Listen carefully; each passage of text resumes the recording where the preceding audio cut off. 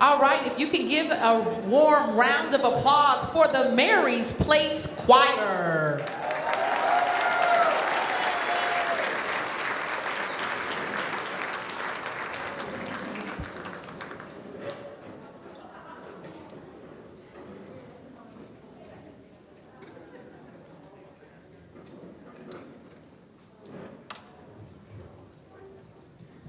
Okay. Hello, everybody. And you might not have realized it, but you are also in the Mary's Place Choir. And we're going to start off with a sing-along tune. This is a Holly Near song. I am open and I am willing.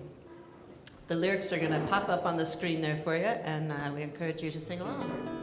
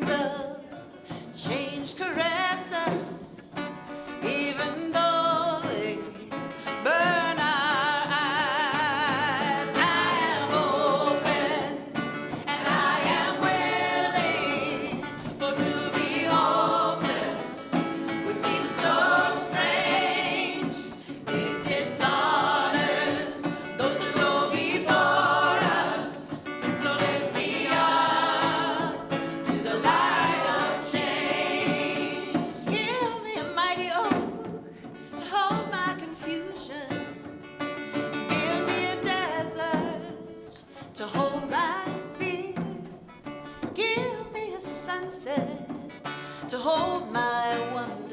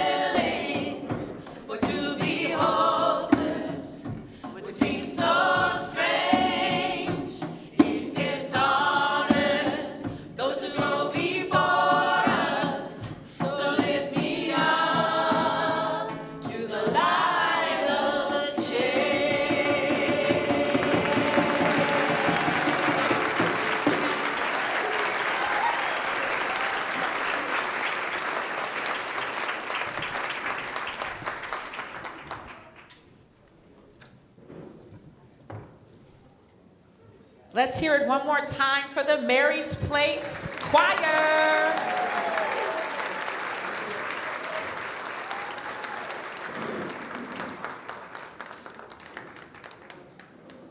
Oh, you can do better than that. One more time, one more time, one more time, one more time.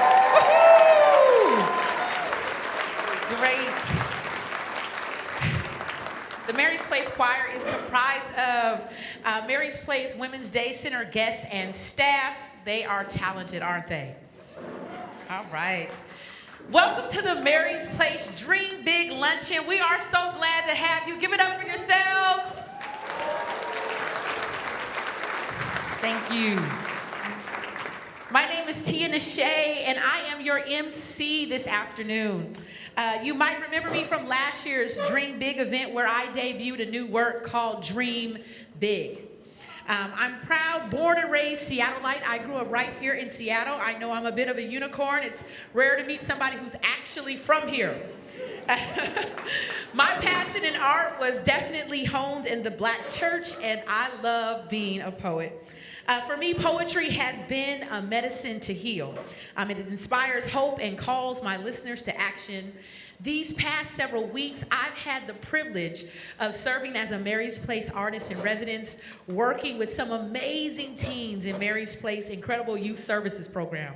It has truly filled my cup to expose this incredible group of 6 young people to the empowering, healing art of spoken word and poetry. We can't wait to share the works from Mekhi, Saadiah, and Neveah later on in the program.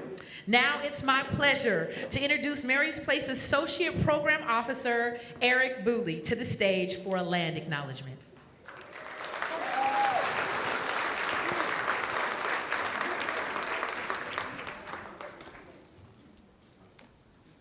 Hello.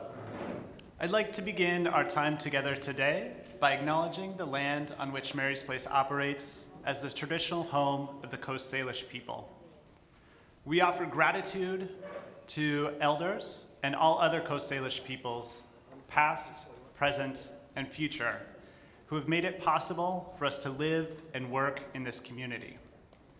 And I invite each of us to seek authentic relationships with Indigenous communities, continue to learn about past and present colonial impacts, and to move beyond an acknowledgement and into action. Thank you.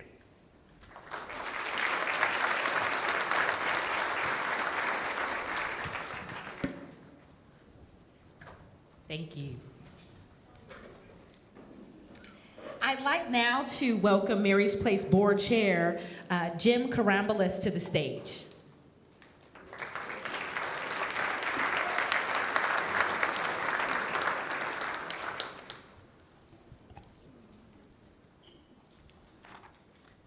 Good afternoon and welcome to Mary's Place Big Dream Luncheon. I'm Jim Karambalis, and I'm very privileged and honored to be the chair of Mary's Place Board.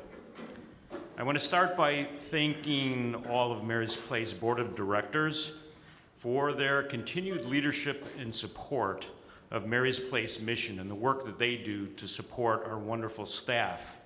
I want to especially acknowledge Lisa Caputo, who will soon officially be my co-chair and who shares greatly with me in the heavy lifting that needs to be done in order to support this very important mission.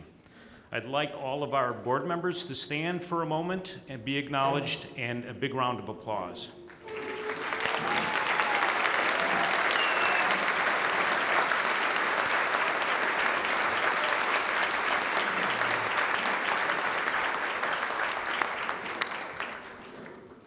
I'd also like to acknowledge our staff. They offer critical frontline support to families that are in crisis. Their love and compassion is the heart of Mary's Place. They're our heroes. They're the ones in the trenches every day doing the frontline work that support families and make a difference in recovery from crisis, from homelessness, back to some normality in their lives. Please, all of our staff members, stand and be acknowledged.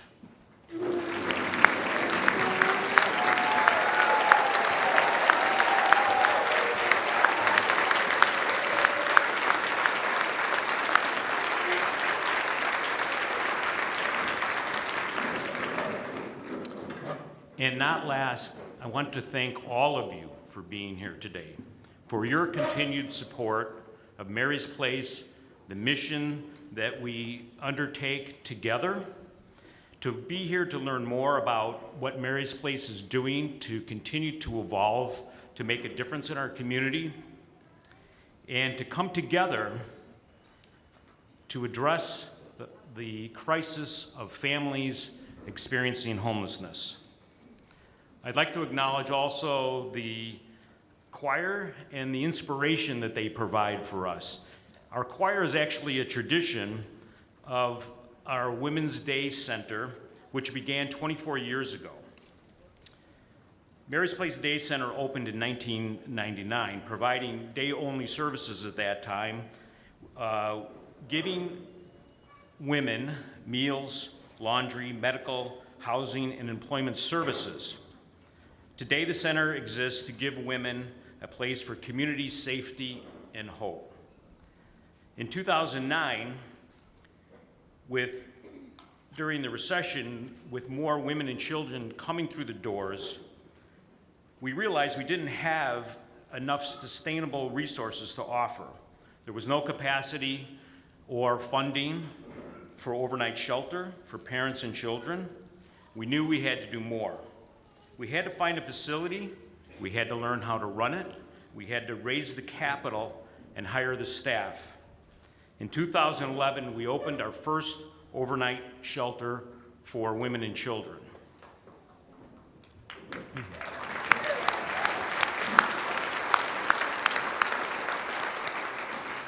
Following the success of this first shelter and to address growing needs, Mary's Place expanded programming services and shelter facilities to over 900 bed nights a year. They were able to start accommodating larger families, which is something we are experiencing now. Moms and dads and extended families as well. Those who had lost everything in caring for a sick child, that became the inspiration and motivation for Popsicle Place.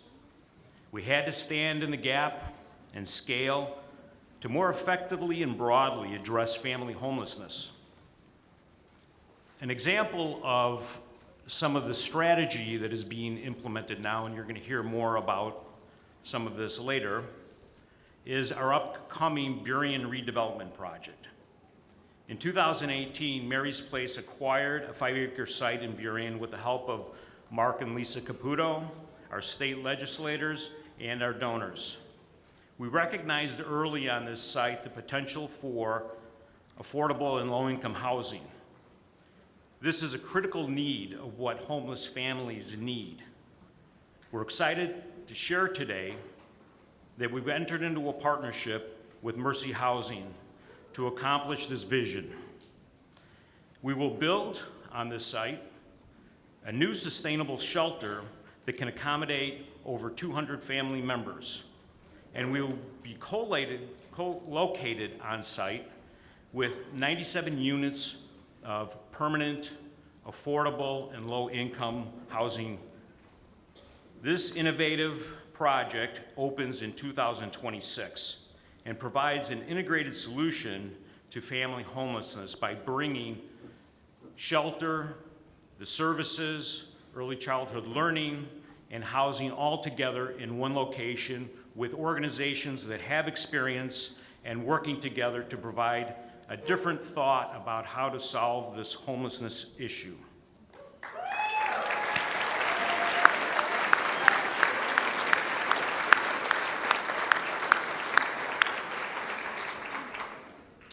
Families in the local community will have access to needed services, and we're very grateful to our partners and neighbors in Burien for their thoughtful engagement and collaboration in the design and planning of this project. And we're looking forward to sharing more with you as time moves on. The Burien project is a phenomenal example of the community coming together to implement a forward-looking solution. This is only possible because each and every one of you give financially of your time and your talents to volunteer and help support this wonderful organization. We are so grateful that you have and continue to come alongside of us in serving this mission, and we thank you from the very bottoms of our hearts. I'd like to next introduce my fellow Mary's Place board member and this year's Dream Big campaign luncheon chair, Tisha Held. Thank you very much.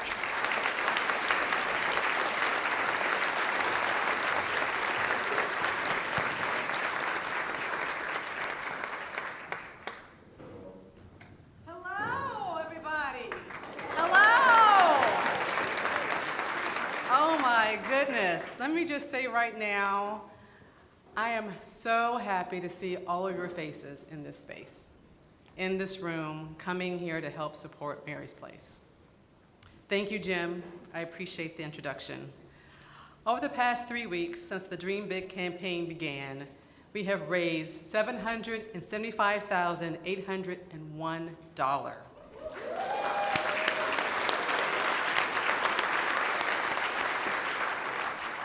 Those funds raised are to help keep families in their hard-won homes or to move back into housing quickly and to operate our emergency family shelters. Thank you to everyone who's already given. Thanks to the generosity of our Dream Big matching partner, Amazon.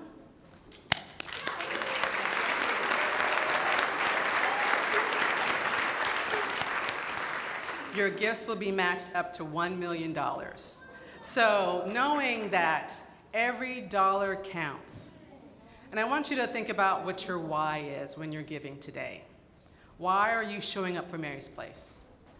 And I also want people to realize that, yes, every dollar counts. You don't have to compete with everyone else in what you give. If you have $10 a month to give those $10. If you have $100 to give, and you can get that match through your company, give that $100. It's all appreciated, and it all has value. And so I want you to always think about that when you are giving to whatever organization that you are supporting. I want to give a big thank you to our sponsors to help us be here today.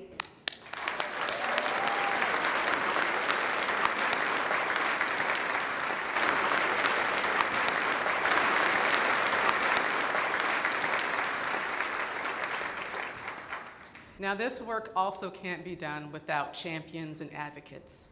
There are people in this room who have come alongside in the mission of Mary's Place, who have been able to leverage their power and privilege to make change. And so I would like to recognize elected officials in this audience today. So again, let's wait for the applause. So we can all have one big, loud, roarous applause. State Assessor John Wilson. Marty, come on, stay with the program. I know, we're excited, and we appreciate John.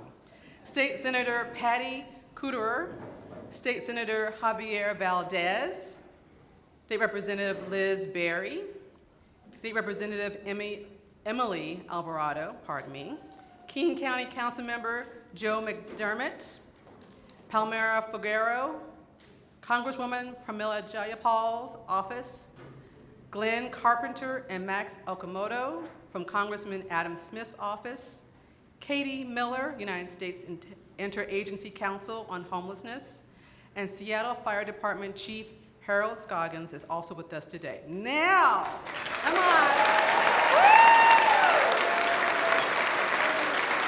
Make it loud, people, make it loud.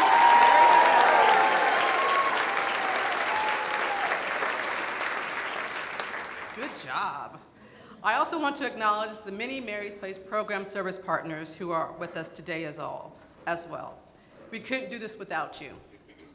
The African Community Housing and Development, Casey Family Programs, Coalition Ending Gender-Based Violence, Matt Talbot Center, Mercy Housing Northwest, Muslim Housing Services, Neighborhood House, Salvation Army, and Vision House.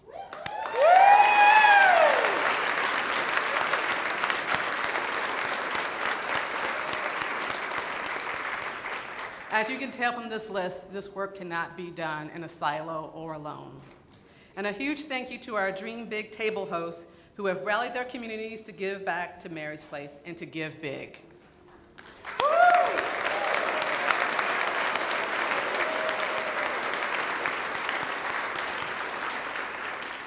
I know you've heard thanks already, but I'm also going to say thank you once again for all you being in here in this space today. I started to talk about your why. My why is equity and security. I show up in my job and as a board member because I think change is possible. Because I also believe that we belong to the greater community. Just because you don't live in a neighborhood, just because you don't have a similar experience doesn't mean it doesn't impact our communities. I want us to give from a place of strength and not from shame. I want you to think about everything that we do and how we are part of this giant ecosystem of our communities, because that's how I think. That's how I showed up in this space. But you have to figure out what's important to you. I don't want people to give because they feel guilty or they feel sad. I want you to give because you feel empowered to know that what you do has a ripple effect, that what you do can make change, whether it's with $10, $100, or $1 million. We will take $1 million. There are several ways you can donate today. You can scan the QR code behind me on the screen. And I know we all have this fabulous tool called a camera, which has the phone on it has a camera, so you can take that. And this is personal. You don't have to share what you gave with anyone. This is your own choice. This is what you can do. You can visit marysplacedreambig.org, or you can fill out the pledge card. We'll remind you about that later in the program as well. I see cameras out. This is good. This is good. You can continue to help after today by spreading the word and getting your community involved. I challenged myself to do 100 by 100. So I invited 100 friends to donate $100. And then asked, thank you.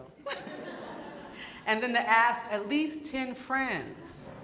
And if you can't do that, then I also asked them, maybe you can donate $10 a month. I mean, how much does Netflix cost? Let's be for real. This year, I'm doing this challenge because I want giving to be accessible. I want it to be attainable, and I want people to feel empowered. Thank you for giving generously today so we can get closer to our goal of raising $1 million for the Dream Big campaign by May 31st. Don't wait to the last minute, please. Thank you so much.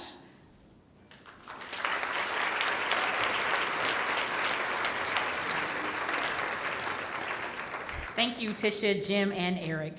Now we've got a great video that shares a little more about Mary's Place programs and work.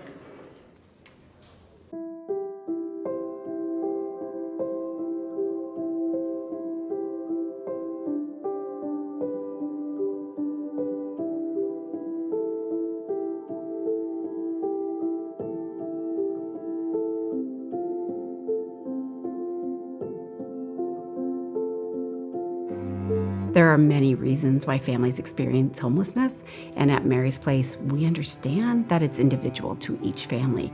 When families come to us at Mary's Place and they are in crisis, we really train our folks to meet them exactly where they're at, whether they're in their home still, whether they're in their cars or tents, or they're calling through our intake line. Those moments of meeting people where they're at without judgment is one of our first steps, and welcoming them in with whatever resources we have available that meet those needs.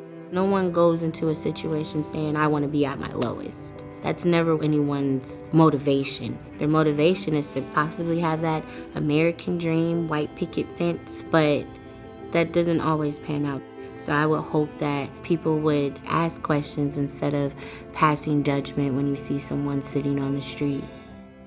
At Mary's Place, we have 5 24/7 shelters that serve families every night who need to come inside. We come alongside those families with shelter, outreach, and prevention services.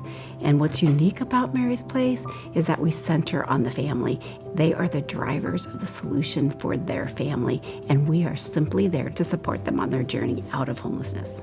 Mary's Place is trying to do more prevention work to avoid homelessness altogether, and also in those generational cycles of homelessness and trauma. And so keeping folks in their hard-won homes with rental assistance and helping reduce that trauma or prevent it altogether is where we all win. Mary's Place believes in families. We believe that families need to be together and that housing has to be a human right. And we work hard every day to make sure families can stay in their housing or return to housing as quickly as possible. And we can't do that alone.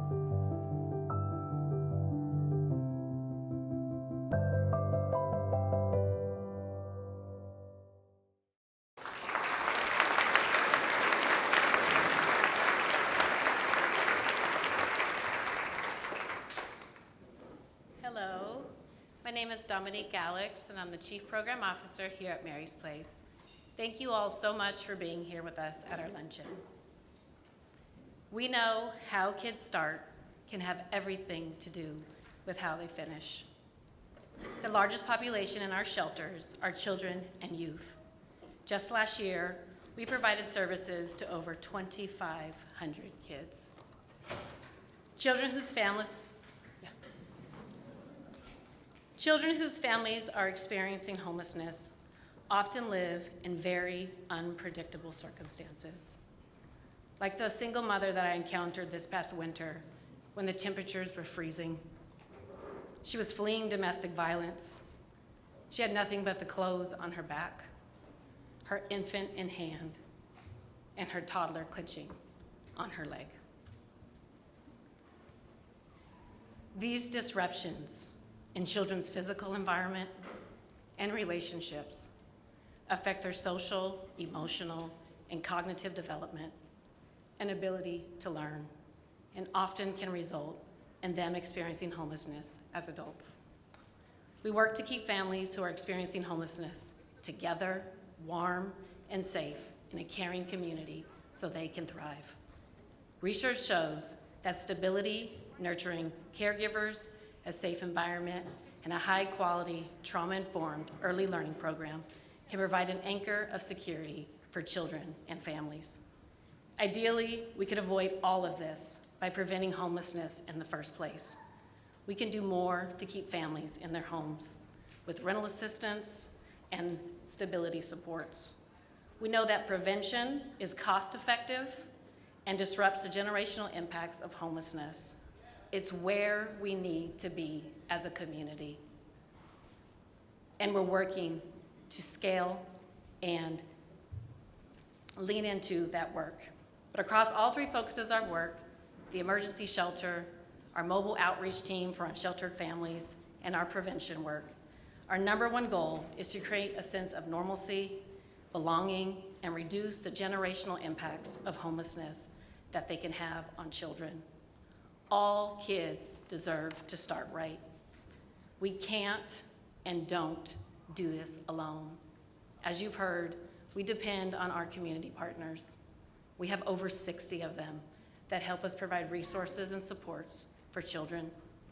For example, our good friends over at Navos, they are providing culturally responsive infant and early childhood mental health supports and starting a parenting class to help families navigate their stress, learn new parenting skills, and build community. It's not easy, and we know these partnerships are how we can help kids start right. In shelter, our youth services team, and I want to shout out to DJ, Demira, and Zoe, who are in this crowd, who work tirelessly with our youth every single day. Thank you.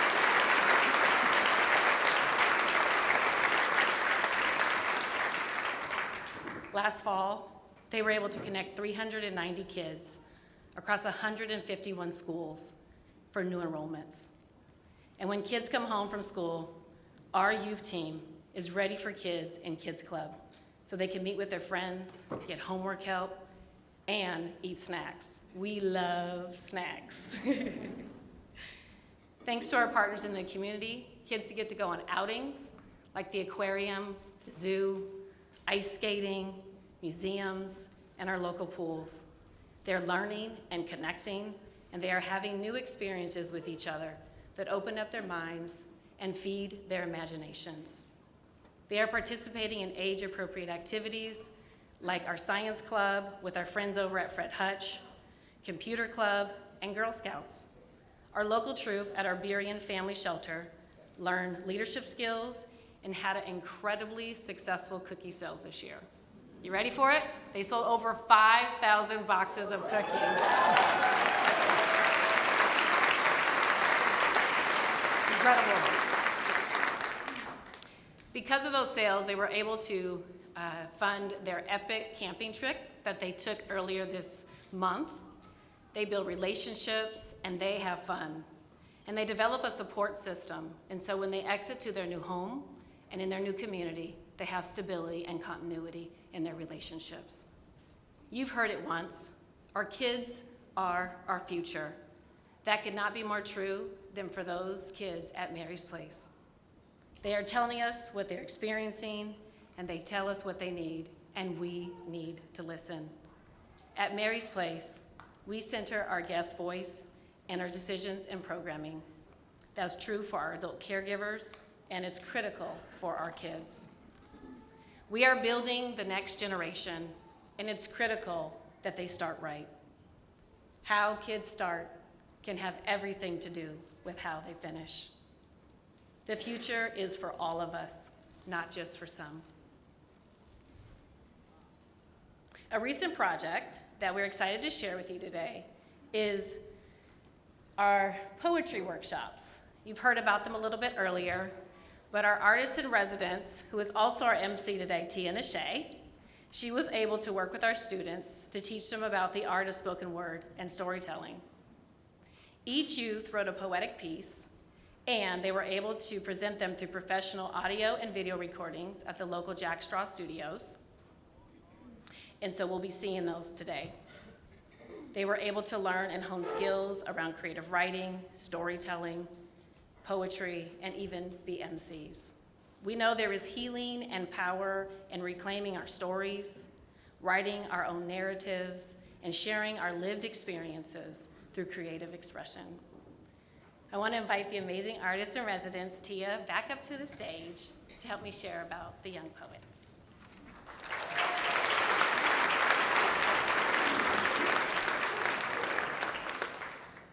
All right, we're going to introduce three of our young poets that you've had the pleasure of working with. So I'll start off, and then I'll let you join in. Absolutely. All right, so first up we have Saadiah. And this summer, Saadiah is looking forward to enjoying some time with her old friends from her past school. She misses them dearly. Saadiah has a lot of hobbies. She is kind of artsy. She loves to draw, paint, and write. She also likes to be outside where she can read and ride her bike. It was really amazing working with Saadiah. She actually joined the program right in the middle, but was so eager to write and to participate in recording, but also just being really invested in her own writing. And so a young Gwendolyn Brooks on the rise, a young Maya, I'm excited for you to hear her work today.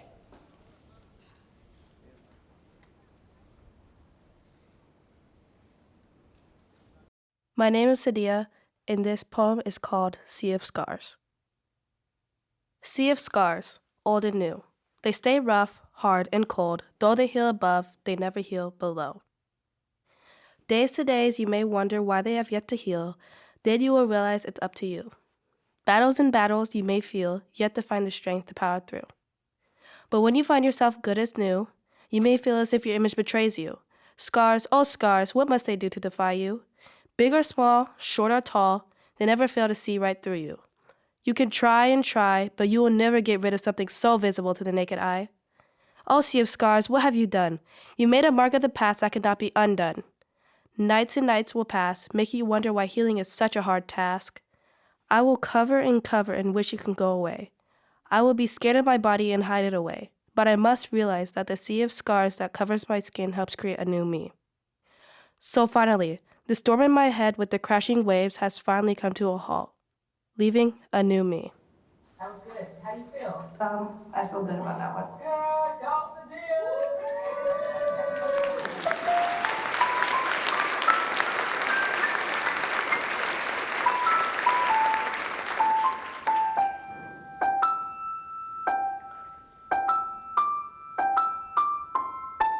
I got it.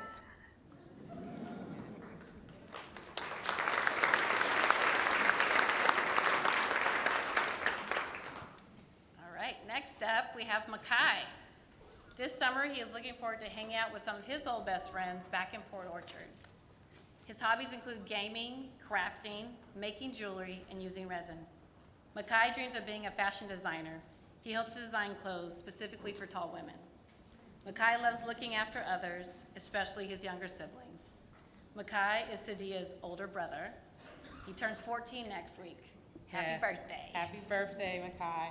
Mekhi, another just beautiful soul that I had the chance to work with. A bit soft-spoken initially, but just, again, dove right in and was excited to participate. He has an amazing voice. I told him I was 14, too, and he looked at me. He says, "You're 14?" I said, "Plus 25." So I'm excited for you to hear his work. Again, another prolific writer.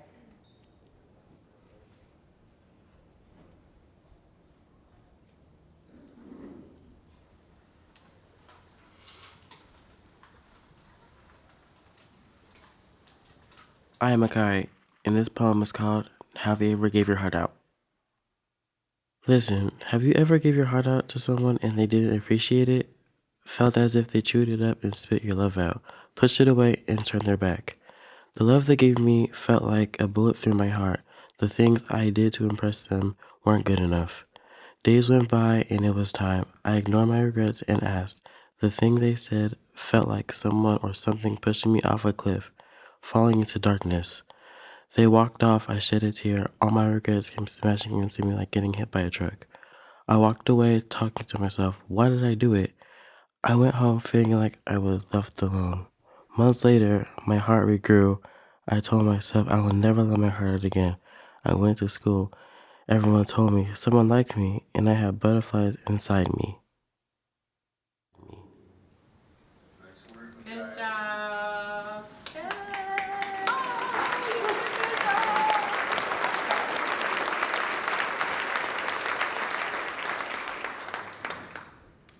All right, and finally, we have Neveah.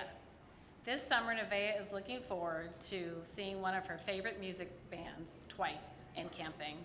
Some of her favorite hobbies are listening to music, walking, and taking photos.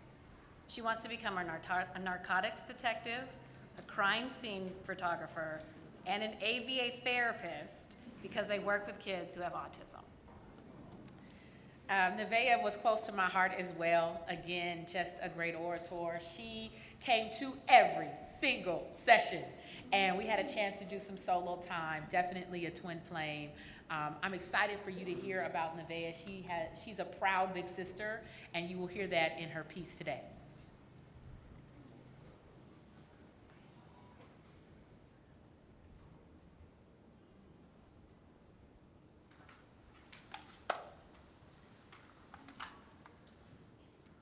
I am Neveah. This poem is called The Words That Aren't Said. The finger that points to every little thing that fascinates her. The words she makes me use for the lack of her voice. Dog, umbrella, rainbow, airplane, all of the things that will make her jump with excitement, flapping her hands as if she's going to fly away. The autistic brain shooting out in colorful rays, and to make up for what she doesn't say, she will point every single day. Skylar, the name of my baby, my demon, my angel, the name of the girl that gives me life, but at the same time takes it away. Me, the person that would do anything for her, but she who won't wipe the tears I cry. She, the person that can't say the 3 simple words I love you, and me, the person that sings her lullabies at night. Me, the person who didn't hang out with friends just so I could hug her goodnight. And me, the person who left the house at 2 a.m. and walked a mile just to cuddle her to sleep. She is the person that holds me back. College? Are you crazy? You can't leave her. She loves you. Spend the night at a friend's house? What will she do while you are gone?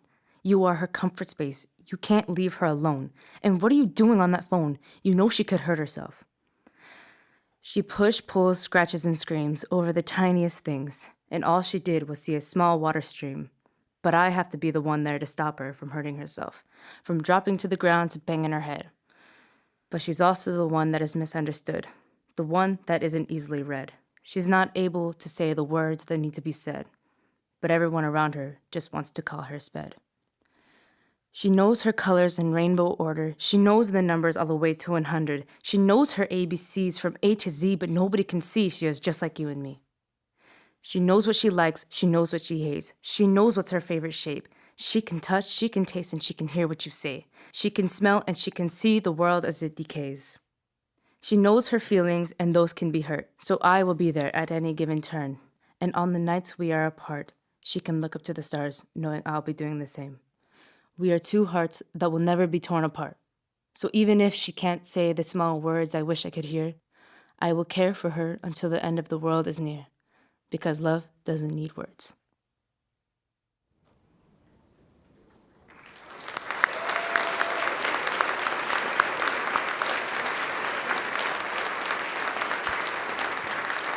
I'm so happy you had the chance to listen to those young authors. They did an amazing job, and they just poured their hearts into their art. And so I'm excited to have had the opportunity to work with them.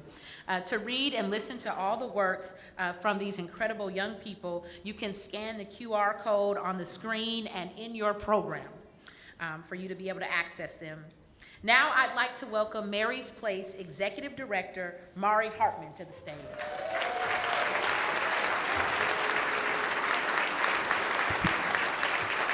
Our youth are so amazing. They are courageous, they are creative, and so talented.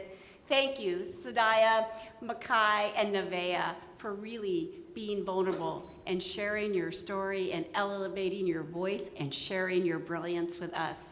And thank you, Tia, and thank you for the Youth Services team for really coming alongside our youth, deeply rooted in relationship, really nurturing and supporting our youth through these incredible poetry works of art. So thank you all so much. Give them one more round of applause.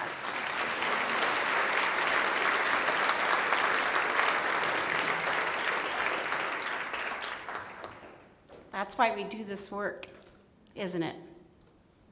It's why we're here today.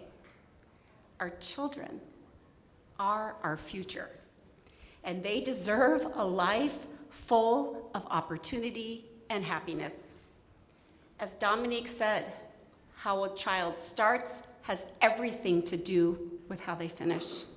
And our children deserve a strong start, a life free from the trauma of homelessness.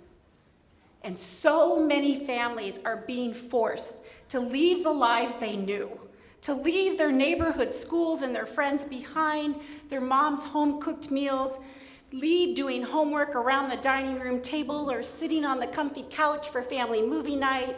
They're leaving their stuffies and their video games behind, and so many of their family traditions. They're not only leaving their belongings, they're leaving their communities too. And the reasons are many. No one plans for a pandemic. And families, while they're still reeling from the impacts of COVID, they now are facing rising rents and increasing costs, you know, gas, milk, food, diapers. And for many, it's just too much. Families are leaving their homes at rapid rates. And no one expects their child to be diagnosed with cancer, or their baby to be born at 28 weeks and have to live in the NICU, or be told that their child needs 40 more dialysis treatments or more surgery. And the mounting medical bills and the choice to have to go to work to pay the bills or be with your child to get their miracle often has families leaving their homes. And for those that are experiencing partner violence, and having to leave their homes. They often flee in a moment's notice with no belongings, no documents, no access to savings accounts. And these are all resilient and courageous parents who are working so hard to provide that right start for their children. But for many, there is no savings account, there's no family to help, and there's no safety net. And underlying all of this is the lack of opportunity and access created by historic and systemic racism. Discrimination in housing and employment and lending add to the financial strain and housing insecurity. Add racial stereotypes and outdated policies that make it more likely that families of color are scrutinized and sanctioned by child protection agencies, by our immigration services, by our criminal justice organizations, and other systems. That adds fear and stress of family separation. Can you imagine? And the impacts of homelessness have a generational consequences. What we know is that the past experience of homelessness is the best indicator of future homelessness. And our children are carrying that into their future and their children's future. We can and we must change the trajectory for our children, for their future and ours. But yet, there is light and hope when there are resources. In our shelters each day, we see so much joy, so much hope. Families are coming and going, the kids are running to the bus, parents are trying to get out to work, somebody forgot their backpack, they're running back in, while others are meeting with our employment and housing specialists. You heard about our toddlers. They're often playing dress up or riding bikes up on the deck, and and I love it when they are painting and showing you their artwork. And in the afternoons, it's the kids and teens listening to music, doing science experiments, and of course, playing video games. And on weekends, as Dominique said, they are everywhere, at the park, at the zoos. Some of the teens have gone rock climbing and river rafting and all the things, right? But if you're really lucky, you're in the lobby, because that's where you will see a family putting their belongings into their car or an Uber, and you'll see the smiles, and you'll hear the laughter, and you'll see the hugging, and you'll hear, "Goodbye, good luck, we're really gonna miss you. I hope you come back just to visit," and off they go. And they're so happy and excited for a place to call home for now. It's a place where their baby will take their first steps, a place to celebrate birthdays, to be able to have sleepovers again, to eat their mom or dad's favorite home-cooked meal, to watch their favorite shows, to start up those families' traditions again, things that we often take for granted but don't know how much they mean until they're gone. And we wish that for every family. But the reality is, there just isn't room to bring them all inside. Families are calling our intake line in record numbers. Today, like every day, 30 to 40 families will call looking for shelter. It is the highest rate of calls we've ever seen. And yet tonight, 1. And if we're lucky, maybe 2 families will be offered a shelter space. The rest are asked to sleep outside, and please call again tomorrow. And yet the need just keeps growing. Over the last month, the families aren't just calling. They're coming to our doors, at our offices, at our shelters, at our partner organizations, and they're anxious, and they're afraid, and they are desperate. They are looking to us, to all of us, to provide that shelter and the community that they need. And yet together, we can ensure that no child sleeps outside. But we must share the hidden crisis of families outside. And we need to elevate the need that children are outside in extreme heat, in snow, enduring dangerous conditions, life-threatening situations. And we know that the little ones are the most vulnerable. And for far too long, it's been our community, our corporations, our faith community, our foundations, and all of the individuals like you that have shouldered the substantial cost of keeping families inside. Only 13% of our $28 million budget comes from government, and we're working to change that.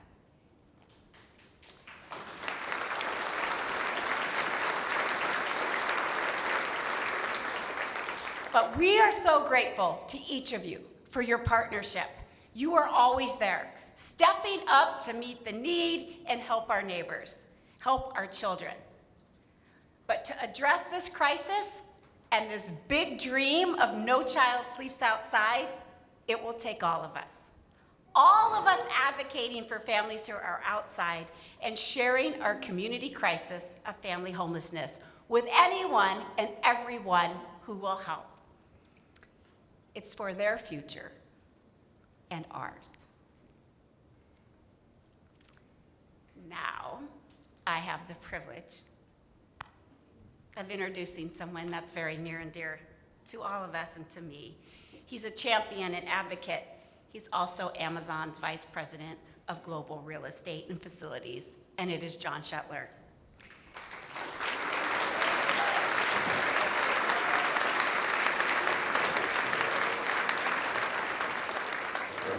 One of the very first things John asked us when I met him was, what will it take to realize the big dream that no child should sleep outside?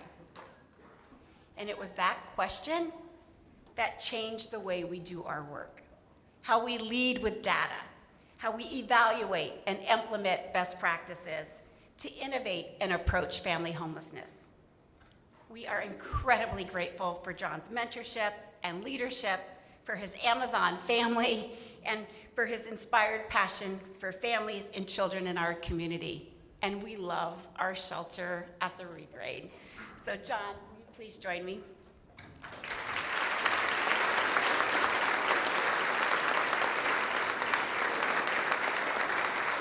Thank you, Marty, for that incredible introduction. And I just want to tell you a little story that is extremely near and dear to my heart.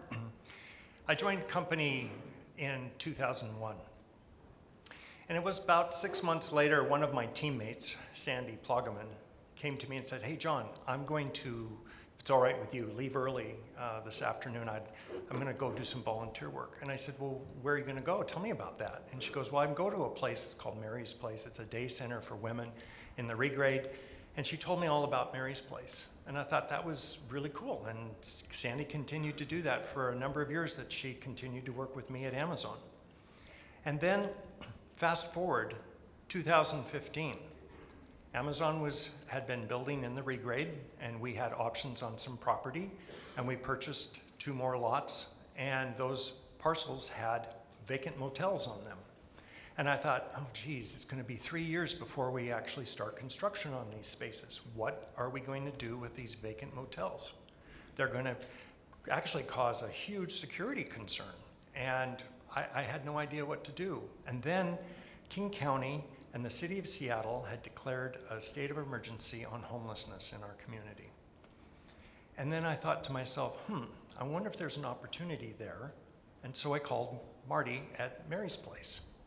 And we got together, and it was at that time that I learned that women and children were sleeping outside in cars and tents and worse. I thought homelessness was, actually people that maybe had drug alcohol problems and mainly men sleeping in doorways, and boy, was I wrong. And it was a very humbling experience for me to understand that I didn't understand what was going on in our community. And they were able to take that space and give actually private rooms to families so that they could actually take care of their sick children. And that's where Popsicle Place was actually born. these children that are medically fragile to be able to come inside and be able to have a place where their families could take care of them. That was a huge need that needed to be kept. So one motel became 2 motels, and then we were going to have to tear down one of the motels to build our office building. And it was at that time that I took the idea to our founder and CEO, Jeff Bezos, and said, hey, Jeff, I think we ought to make this permanent. I said, you know, Mary's Place does incredible work, but they're always having to look over their shoulder to wonder where their next home is going to come from. And why don't we take this building, cut it in half, we'll give them half the building, we'll take half the building, we'll create a shelter for them, and if and when homelessness is ever solved, we can always recapture the space.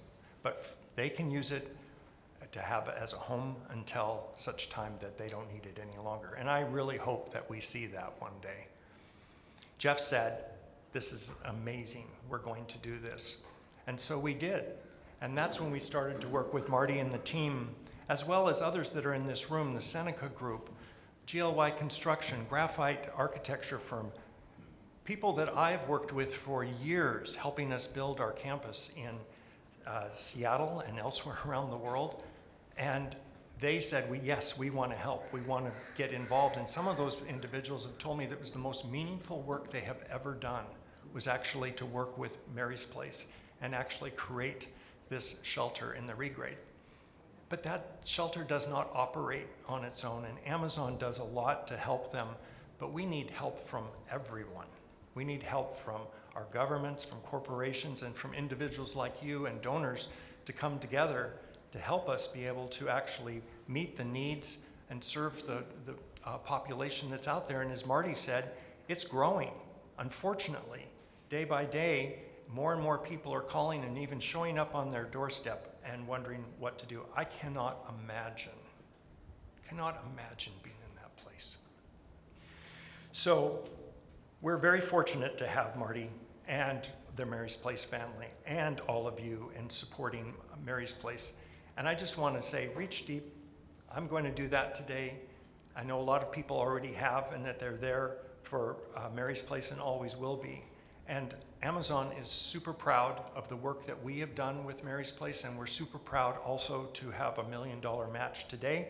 It was something that Jeff Bezos started back when, in 2015, he had said, John, now that we've given the gift of housing to Mary's Place, I think more people than ever know about it. I've done my homework. I understand what they do. I want to actually get involved. I want to give $1 million of my money personally to help. Will you help me with that? And I said, absolutely. And so Amazon has done that ever since and will continue to do that. So thank you very much.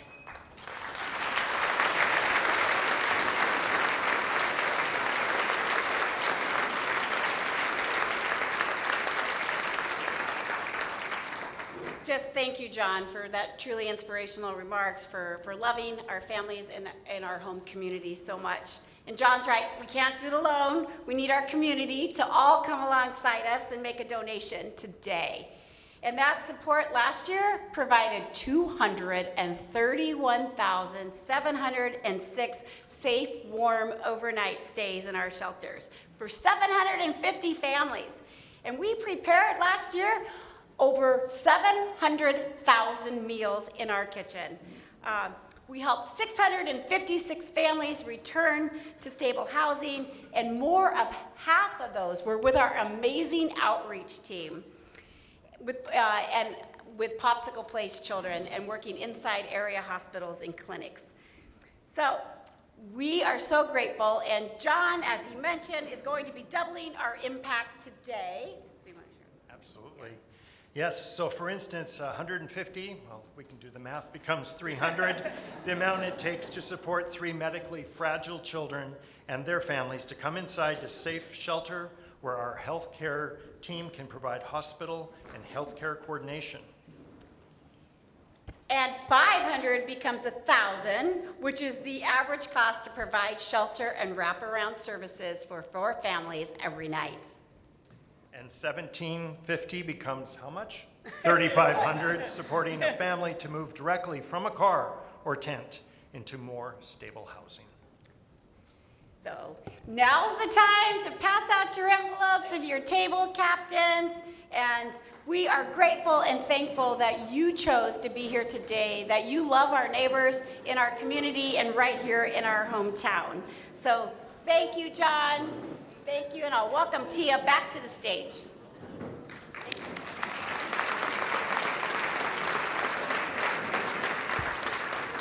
Thank you, Marty and John. Don't miss out on this opportunity to double your impact. Gifts of every amount make a big difference.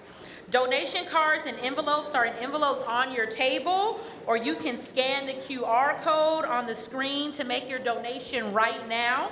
To close out the program, I'd like to welcome back the Mary's Place Choir. Give it up.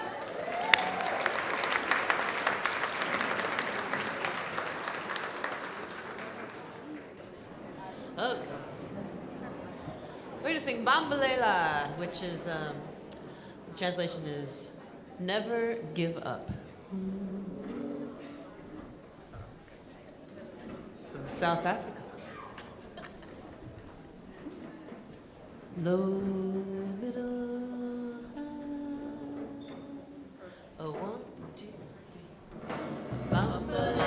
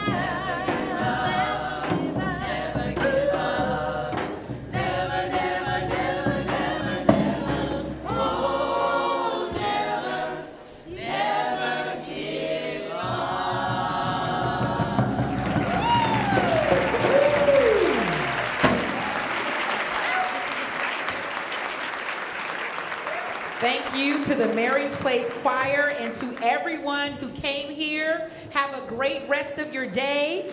Can we give a final round of applause to the choir? And I want to give a special thank you to Reverend Linda and Sari Burnsnow and Reverend Pat Simpson, who was here today, and each of them who have supported the Mary's Place and the Church of Mary Magdalene for decades. Remember to dream big and have a great rest of your day.